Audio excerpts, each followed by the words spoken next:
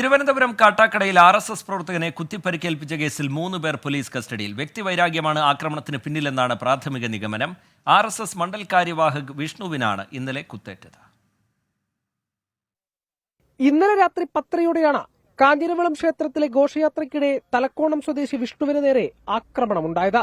അമ്പലത്തിൻകാല ജംഗ്ഷനിൽ വാഹനം പാർക്ക് ചെയ്യുന്നതുമായി ബന്ധപ്പെട്ട് മറ്റു യുവാക്കളുമായി തർക്കമുണ്ടായിരുന്നു. ഇതിന് പിന്നാലെയാണ് സംഘർഷം.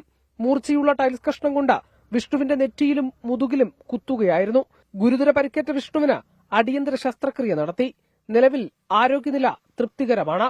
വ്യക്തിവൈരാഗ്യമാണ് അക്രമത്തിന് പിന്നിലെന്നാണ് പോലീസ് നിഗമനം. മുൻപ് ഉത്സവത്തിനിടെ നൃത്തം ചെയ്തതുമായി ബന്ധപ്പെട്ട വിഷ്ണുവും കസ്റ്റഡിയിലുള്ളവരും തമ്മിൽ സംഘർഷമുണ്ടായിരുന്നു. 24 തിരുവനന്തപുരം.